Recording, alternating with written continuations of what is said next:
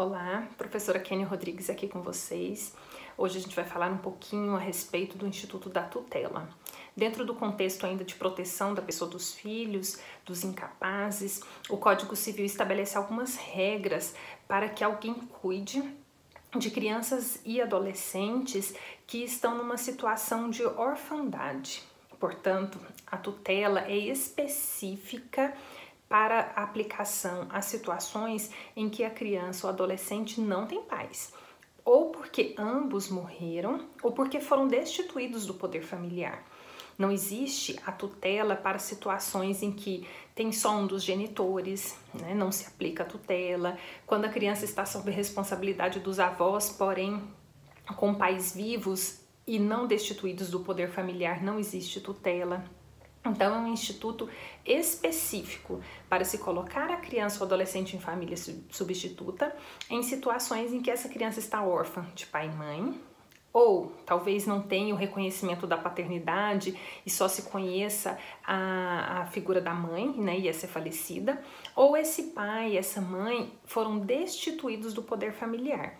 Nesse caso, o juiz vai nomear um responsável legal para representar essa criança ou adolescente nos atos da vida civil, se ela for absolutamente incapaz, ou para assisti-la, caso ela seja relativamente incapaz.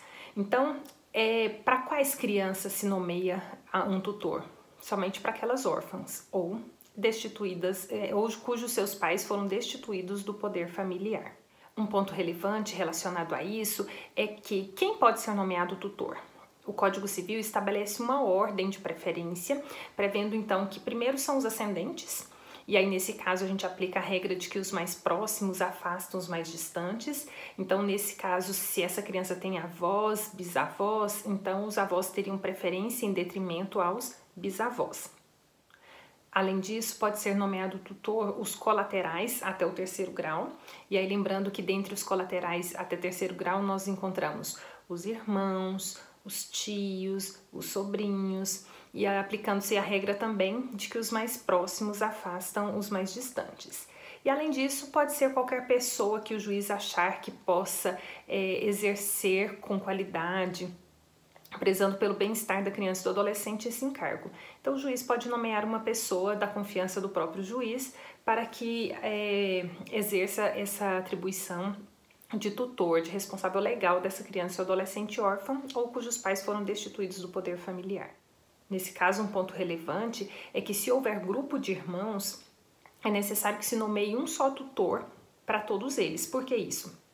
Porque o tutor é responsável não só pelo bem-estar físico, sentimental, saúde e cuidar das atribuições relevantes da criança e do adolescente. É uma pessoa que também será responsável por cuidar do seu próprio patrimônio. Então, se os pais falecem deixando bens, é o tutor o responsável por administrar esses bens.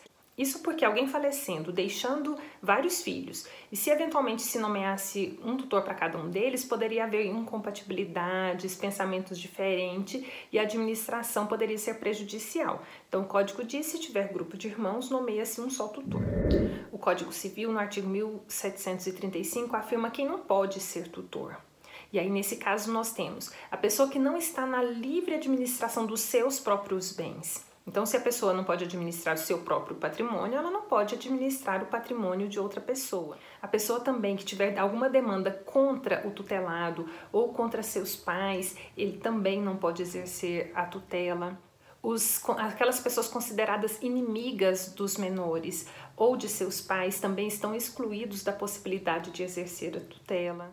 Aquelas pessoas consideradas culpadas por crimes contra o patrimônio, crimes de estelionato, além disso, crime de roubo ou falsidade, eles também não podem exercer a tutela. Isso porque são pessoas consideradas, são pessoas vistas como não confiáveis, né? Se a pessoa praticou crime de falsidade, crime de estelionato, talvez ela possa praticar essas condutas também em detrimento ao patrimônio do adolescente ou da criança. Além disso, aquelas pessoas consideradas como que possuem mau comportamento, que não sejam pessoas adequadas ao exercício da tutela, talvez pelo seu comportamento, pelo seu caráter, né? Então pessoas que não têm uma credibilidade social, elas não podem exercer a tutela, bem como aquelas cujo trabalho é incompatível com o exercício da tutela. Talvez pelo trabalho da pessoa ela não teria condições de tempo, de estrutura, de organização para cuidar do patrimônio do tutelado.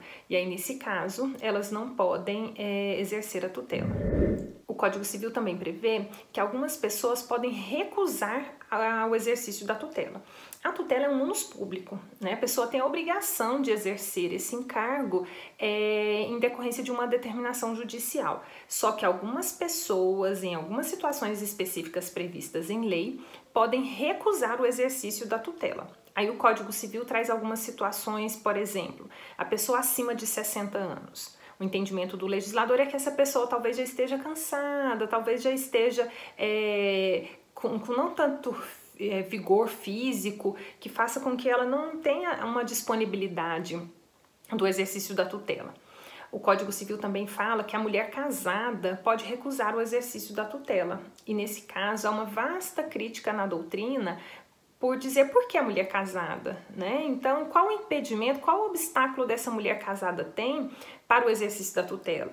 Talvez, se fosse pensar naquela mulher casada de algum tempo atrás que nem trabalhava, que vivia para o lar, e talvez fosse essa a melhor pessoa mais indicada para cuidar dessa criança e do adolescente, né? Então, o legislador ele trouxe essa ressalva de uma conduta ainda presa ao passado, em que a mulher, em uma determinada situação, nem capacidade civil tinha para os atos. Então, o legislador ainda trouxe essa questão de dar uma ressalva de que a mulher ela pode recusar se ela for casada, mas tem uma vasta crítica na doutrina quanto a isso, até mesmo pelo princípio da igualdade em relação ao homem. Ainda podem renunciar ao exercício da tutela aquelas pessoas que têm mais de 3 filhos. O entendimento é que essa pessoa já tem uma vasta responsabilidade na sua própria família, não sendo, portanto, obrigada a acatar ou trazer para o seu lar e para si mais essa responsabilidade com mais crianças ou adolescentes. Aqueles também que, em decorrência de uma determinada enfermidade, possa se ver impossibilitado do exercício da tutela, têm uma justificativa para a recusa.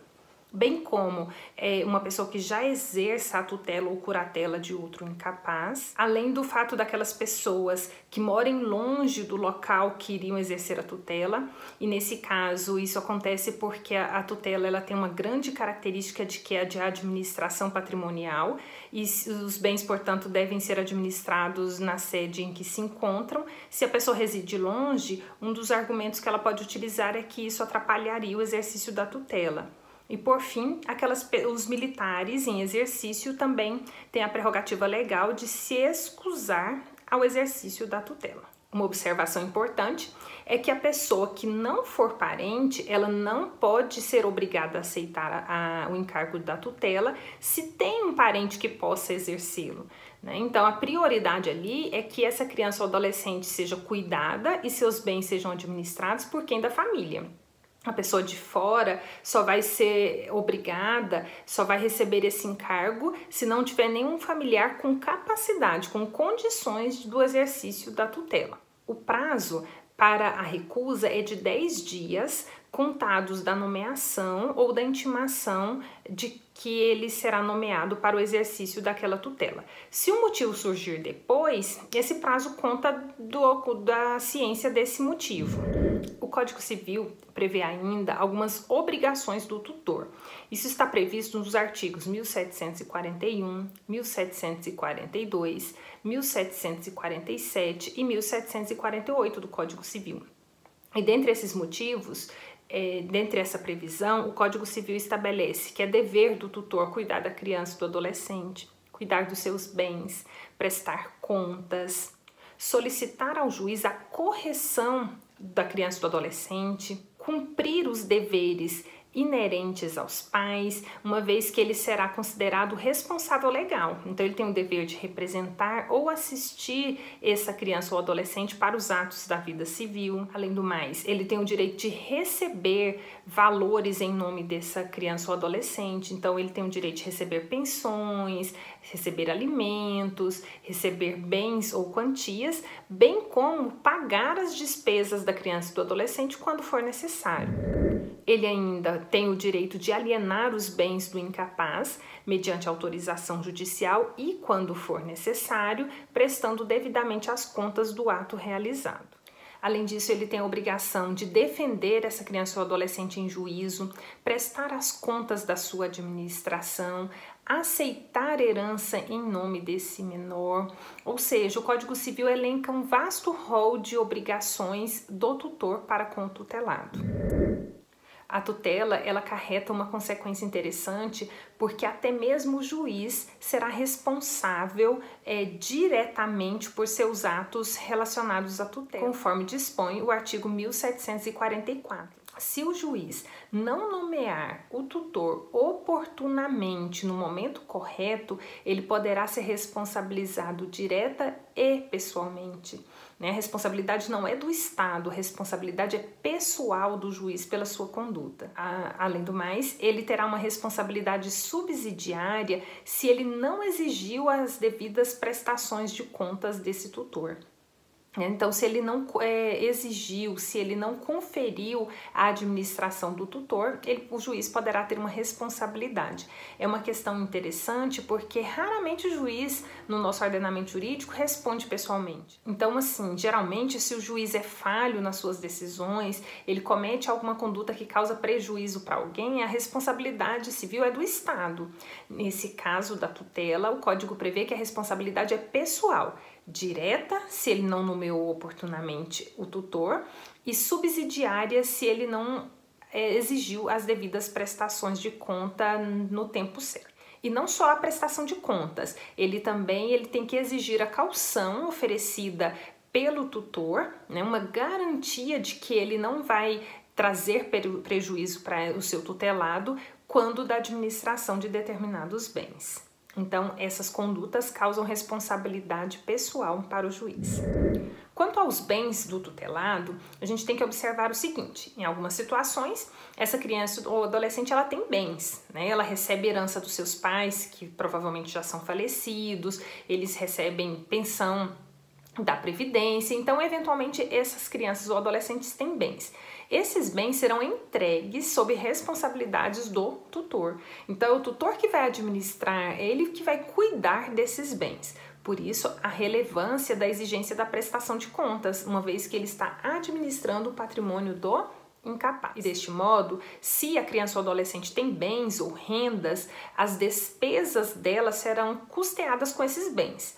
Porém, se é uma criança ou adolescente que não tem esses bens, que não tem essas rendas, quem vai arcar com toda a responsabilidade das despesas dessa criança ou adolescente é o tutor. Por fim, um momento relevante é de se detectar quando acaba a tutela, quando vai gerar a cessação da tutela. E assim, as regras que a gente tem para cessar a tutela é de que ela chega ao fim com a maioridade ou com a emancipação dessa criança ou adolescente, bem como a colocação dessa criança ou adolescente sob o poder familiar de alguém, por exemplo, se essa criança ou adolescente for adotada. Então, vai acabar com a tutela se essa criança tiver inserida numa situação de poder familiar com alguém, ou se ela estiver numa situação de maioridade, de capacidade plena, e ela não precisa mais de um responsável legal porque ela mesma pode administrar os seus bens. Então, era isso que a gente ia falar sobre a tutela. Até mais!